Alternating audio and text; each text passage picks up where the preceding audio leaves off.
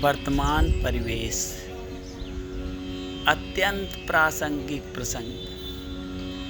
सबरी को आश्रम सौंपकर महर्षि मतंग जब देवलोक जाने लगे तब सबरी भी साथ जाने की जिद करने लगी। सबरी की उम्र 10 वर्ष थी। वो महर्षि मतंग का हाथ पकड़कर रोने लगी। महर्षि सबरी को रोते देख व्याकुल हो उठे और सबरी को समझाया कि पुत्री, इस आश्रम में भगवान आएंगे, तुम यहीं प्रतीक्षा करो। अबोध सबरी इतना अवश्य जानती थी कि गुरु का वाक्य सत्य होकर ही रहेगा। उसने फिर पूछा, कब आएंगे? महर्षि मतंग त्रिकालदर्शी थे। वे भूत भविष्य सब जानते थे। वे तो ब्रह्मर्षि थे। महर्षि ने सबरी के आगे घुटनों के बल बैठ गए और सबरी को नमन किया। आसपास उपस्थित सभी ऋषिगण असमंजस में डूब गए। ये उलट कैसे हुआ? गुरु यहाँ शिष्य को नमन करे, ये कैसे हुआ? महर्षि के तेज के आगे कोई बोल ना सका। महर्षि मतंग बोले कि पुत्री, अभी उनका जन्म ही नहीं हुआ है। अभी दशरथ जी का लगन भी नहीं हुआ। उनका कौशल्या से विवाह होगा, फिर भगवान की लंबी प्रतीक्षा होगी, फिर दशरथ जी का विवाह होगा, सुमित्रा से होगा, फिर प्रतीक्षा, फिर उनका विवाह कैकेयी से होगा, फिर प्रतीक्षा, फिर वो जन्म लेंगे, फिर उनका विवाह माता जानकी से होगा, फिर उन्हें 14 वर्ष वनवास होगा और फिर वनवास के आखिरी वर्ष माता जानकी का हरण होगा। तब उनकी खोज में वे यहाँ आएंगे। तुम उन्हें कहना कि आप सुग्रीव से मित्रता कीजिए, उसे आतताई बाली के संताप से मुक्त कीजिए। आपका अभिष्ट सिद्ध होगा और आप रावण पर अवश्य विजय प्राप्त करेंगे। सबरी एक क्षण किम कर्तव्य विमूढ़ हो गई। अबोध सबरी इतनी लंबी प्रतीक्षा के समय को माप भी नहीं पाई। वह फिर अधीर होकर पूछने लगी कि इतनी लंबी प्रतीक्षा कैसे पूरी होगी गुरुदेव? महर्षि मतंग बोले कि वे ईश्वर हैं, अवश्य ही आएंगे। यह भावी निश्चित है, लेकिन यदि उनकी इच्छा हुई तो काल दर्शन के इस विज्ञान को परे रखकर वे कभी भी आ सकते हैं, लेकिन आएंगे अवश्य। जन्म मरण से परे उन्हें जब जरूरत हुई तो प्रहलाद के लिए खंभे से भी निकल आए थे। इसलिए प्रतीक्षा करना, वे कभी भी आ सकते हैं। तीनों काल तुम्हारे गुरु के रूप में मुझे याद रखेंगे। शायद यही मेरे तप का फल है। सबरी गुरुदेव के आदेश को मान वही आश्रम में रुक गई। उसे हर दिन प्रभु श्री राम की प्रतीक्षा रहती थी। वह जानती थी समय का चक्र उनकी उंगली पर नाचता है। वे कभी भी आ सकते हैं। हर रोज रास्ते में फूल बिछाती है और हर क्षण प्रतीक्षा करती है। कभी भी आ सकते हैं। हर तरफ फूल बिछाकर हर क्षण प्रतीक्षा। सबरी बूढ़ी हो गई, लेकिन प्रतीक्षा उसी अबोध चित्त से करती रही।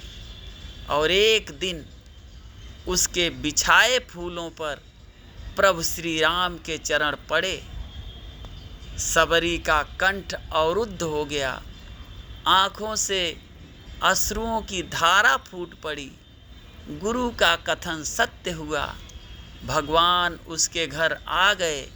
सबरी की प्रतीक्षा का फल ये रहा कि जिन राम को कभी तीनों माताओं ने जूठा नहीं खिलाया, उन्हीं राम ने सबरी का जूठा खाया।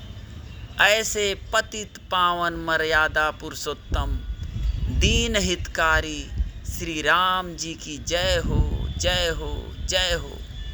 एक टक देर तक उस सुपुरुष को निहारते रहने के बाद वृद्धा भिलनी के मुख से स्वर बोल फूटे कि कहो राम, सबरी की कुटिया को ढूंढने में अधिक कष्ट तो नहीं हुआ।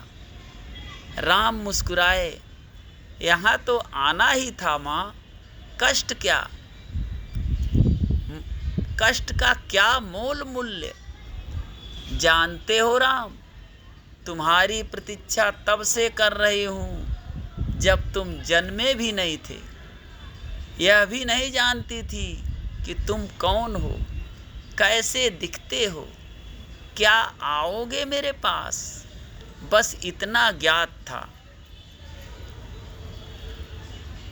बस इतना ज्ञात था कि कोई पुरुषोत्तम आएगा जो मेरी प्रतीक्षा का अंत करेगा।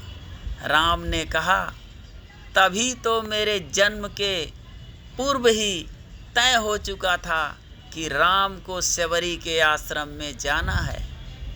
एक बात बताऊं प्रभु, सबरी बोलती है भगवान से कि एक बात बताऊं प्रभु, भक्ति में दो प्रकार की शरणागति होती है। पहली वानरी भाव और दूसरी मार्जारी भाव। बंदर का बच्चा अपनी पूरी शक्ति लगाकर अपनी माँ का पेट पकड़े रहता है ताकि गिरे ना। उसे सबसे अधिक भरोसा माँ पर ही होता है और वह उसे पूरी शक्ति से पकड़े रहता है। यही भक्ति का भी एक भाव है जिसमें भक्त अपने ईश्वर को पूरी शक्ति से पकड़े रहता है, दिन रात उसकी आराधना करता है। पर मैंने यह भाव नहीं अपनाया। मैं तो उस बिल्ली के बच्चे की भांति थी जो अपनी माँ को पकड़ता ही नहीं बल्कि निश्चिंत बैठा रहता है कि माँ है न, वह स्वयं ही मेरी रक्षा करेगी। और माँ सचमुच उसे अपने मुँह में टांग कर घूमती है। मैं भी निश्चिंत थी कि तुम आओगे ही, तुम्हें क्या पकड़ना। मार्जारी भाव। राम मुस्कुराकर रह गए। भिलनी ने पुनः कहा कि सोच रही हूँ, बुराई में भी तनिक अच्छाई छिपी होती है न। कहाँ सुदूर उत्तम के तुम और कहाँ घोर दक्षिण में मैं। तुम प्रतिष्ठित रघुकुल के भविष्य और मैं बन की भीलनी। यदि रावण का अंत नहीं करना होता तुम कहाँ से आते। राम गंभीर हुए और कहे कि भ्रम में ना पड़ो माँ। राम क्या रावण का वध करने आया है। रावण का वध तो लक्ष्मण अपने पैर से बाण चलाकर भी कर सकता है। राम हजारों कोस चलकर इस गहन वन में आया है तो केवल तुमसे मिलने आया है माँ, ताकि सहस्त्रों वर्षों के बाद भी जब कोई भारत में अस्तित्व पर प्रश्न खड़ा करे तो इतिहास चिल्लाकर उत्तर दे कि इस राष्ट्र को क्षत्रिय राम और उसकी भिलनी माँ ने मिलकर गढ़ा है। जब कोई भारत की परंपराओं पर उंगली उठाए तो काल उसका गला पकड़कर कहे कि नहीं, एकमात्र ऐसी सभ्यता है जहाँ एक राजपुत्र वन में प्रतीक्षा करती एक वनवासिनी से भेंट करने के लिए 14 वर्ष का वनवास स्वीकार करता है। राम वन में बस इसीलिए आए हैं ताकि जब युगों युगों का इतिहास लिखा जाए तो उसमें अंकित हो कि शासन, प्रशासन और सत्ता जब पैदल चलकर वन में रहने वाले समाज के अंतिम व्यक्ति तक पहुँचे तभी वह राम राज्य है। राम वन में इसीलिए आया है ताकि भविष्य स्मरण रखे कि प्रतीक्षाएं अवश्य पूरी होती हैं। राम रावण को मारने भर के लिए नहीं आया है माँ। माता सबरी एकटक राम को निहारती रही। राम ने फिर कहा, राम की वन यात्रा रावण युद्ध के लिए नहीं है माता, राम की यात्रा प्रारंभ हुई है भविष्य के आदर्श की स्थापना के लिए। राजमहल से निकला है राम, राजमहल से निकला है ताकि विश्व को संदेश दे सके कि एक माँ की अवांछनीय इच्छाओं को भी पूरा करना ही राम होना है। राम निकला है ताकि भारत विश्व को सीख दे सके कि किसी सीता के अपमान का दंड असभ्य रावण के पूरे साम्राज्य के विध्वंस से पूरा होता है। राम आया है ताकि भारत विश्व को बता सके कि अन्याय और आतंक का अंत करना ही धर्म है। और राम आया है ताकि भारत विश्व को सदैव के लिए सीख दे सके कि विदेश में बैठे शत्रु की समाप्ति के लिए आवश्यक है कि पहले देश में बैठी उसकी समर्थक शूर्पणखाओं की नाक काटी जाए और खर दूसरों का घमंड तोड़ा जाए। और राम आया है ताकि युगों को बता सके कि रावणों से युद्ध केवल राम की शक्ति से नहीं बल्कि वन में बैठी सबरी के आशीर्वाद से जीते जाते हैं। और सबरी की आंखों में जल भर आया। उसने बात बदल कर कहा कि बेर खाओगे राम?